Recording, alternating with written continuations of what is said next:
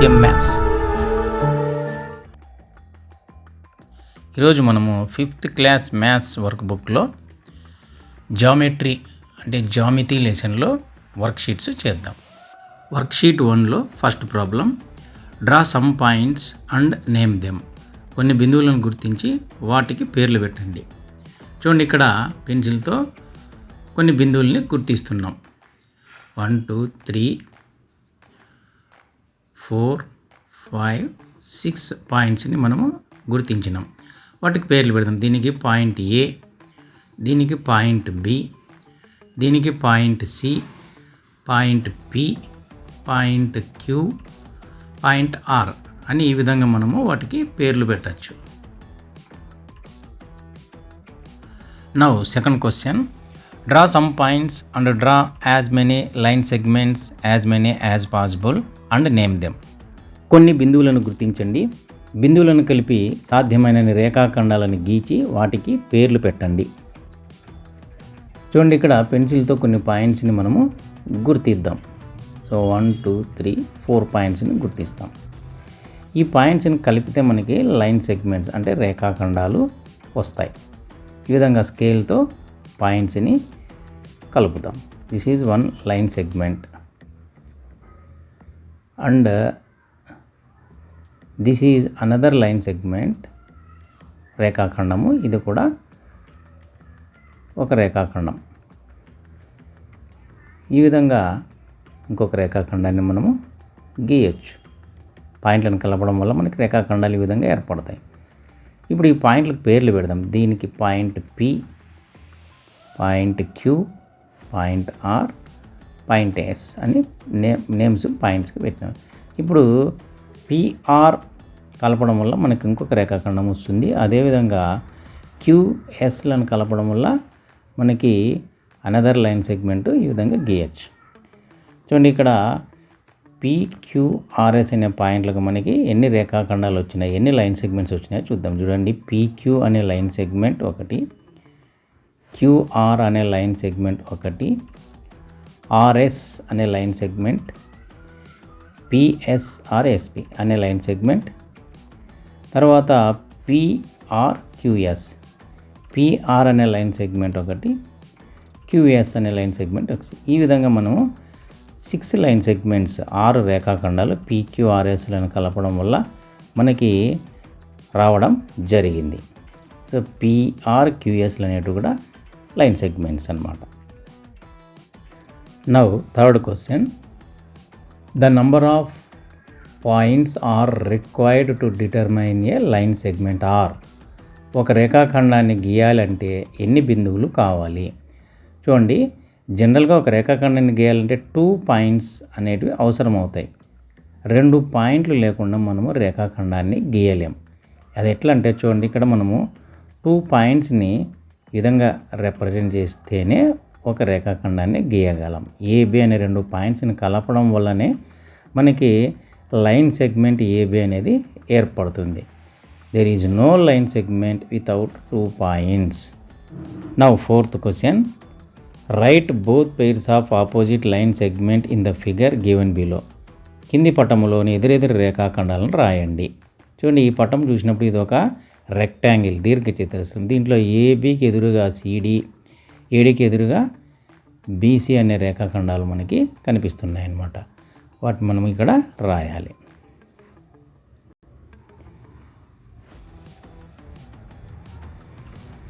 AB అనే line సెగ్మెంట్కి ఎదురుగా CD అనే లైన్ సెగ్మెంట్ ఉంది. అదేవిధంగా ఏడి అనే లైన్ సెగ్మెంట్కి ఎదురుగా బీసీ అనే లైన్ సెగ్మెంట్ ఉంది. నౌ జామెట్రీలో వర్క్షీట్ 2 సబ్ టాపిక్ వచ్చి రే అండ్ స్ట్రైట్ లైన్, కిరణము మరియు సరళరేఖ. First question, draw rays OA bar, OB bar, OC bar and OD bar with the help of a ruler. Scale సహాయంతో OA, OB, OC మరియు OD కిరణాలను గీయండి. ఇందులో A, which is the initial point of OB, OB కిరణం యొక్క తొలి బిందువు ఏది?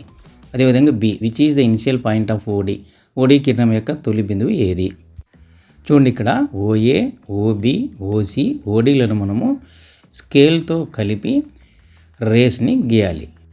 ఈ విధంగా స్కేల్ తీసుకొని ఓఏ కలపడం వల్ల మనకి రే ఓఏ ఏర్పడుతుంది, ఓఏ కిరణం ఏర్పడుతుంది. అదేవిధంగా ఓసి కలపడం వల్ల మనకి రే ఓసి అంటే ఓసి కిరణం ఏర్పడుతుంది.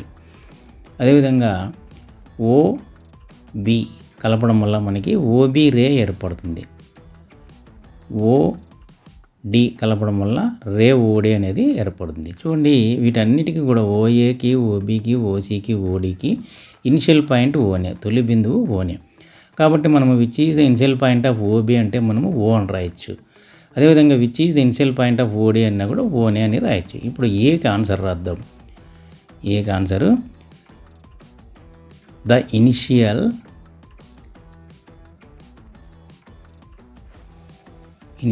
Point of ray O B. మనము కిరణం ఓబి యొక్క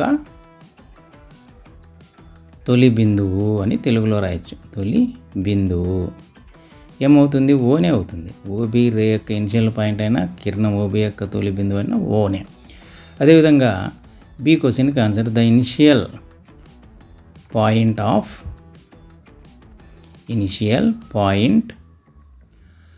of OD ray.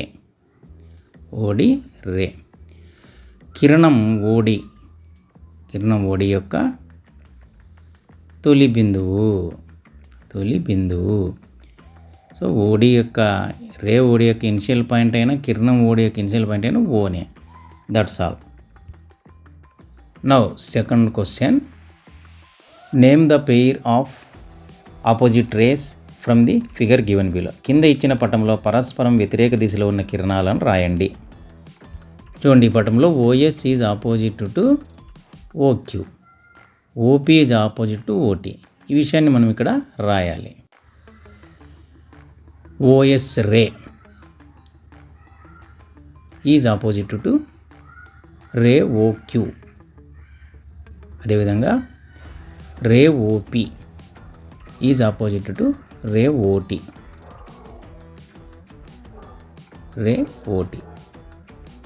That's all. Now third question, draw maximum number of straight lines passing through the point A in the given figure. Is there any limit in the number of lines passing through it? కింద ఇచ్చిన ఏ బిందువు గుండా పోయే సాధ్యమైన రేఖలు గీయండి. ఒక బిందువు గుండా పోయే రేఖలు ఎన్ని గీయగలము? ఇది క్వశ్చన్. చూడండి, generally we can draw infinite number of lines passing through A. So generally we can draw infinite number of lines passing through A. అంటే ఒక బిందువు గుండా, ఏ అనే ఒక బిందువు గుండా అనంతమైన రేఖలను గీయవచ్చు. కాబట్టి దెర్ ఈజ్ నో లిమిట్ అన్నమాట. సాధారణంగా ఒక బిందువు గుండా అనంతమైన రేఖలను మనము గీయవచ్చు. Infinite number of lines passing through ఏ. తెలుగులో సాధారణంగా ఏ బిందువు గుండా అనంతమైన రేఖలను మనము గీయవచ్చు. చూడండి, ఇప్పుడు మనము స్కేల్ సహాయంతో ఏ బిందువు గుండా అనంతమైన రేఖలను ఏ విధంగా గీయవచ్చో పరిశీలిద్దాం. చూడండి, ఈ విధంగా రేఖలను మనము ఏ బిందువు గుండా గీసుకుంటూ పోవచ్చు. ఎన్ని రేఖలైనా గీయవచ్చు. కాబట్టి ఒక బిందువు గుండా మనము అనంతమైన సరళ రేఖలను గీయవచ్చని చెప్తాం. That's why we can draw infinite number of lines passing through A. Fourth question, identify and write the horizontal and vertical lines in the given figure. కింది పటంలో అడ్డంగాను నిలువుగాను ఉన్న రేఖలను గుర్తించండి. హారిజాంటల్ అంటే భూమికి సమాంతరంగా, వర్టికల్ అంటే భూమికి లంబంగా. ఇక్కడ ఏబిసిడీలు హారిజాంటల్గా ఉన్నాయి, ఏడిబిసిలు వర్టికల్గా ఉన్నాయని. చూడండి, ఇక్కడ horizontal lines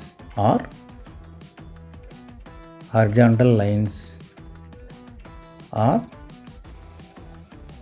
AB, line AB,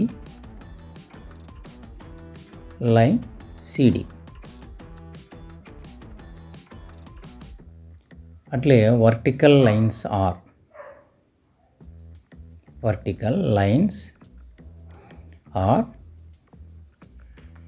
line AD, line BC.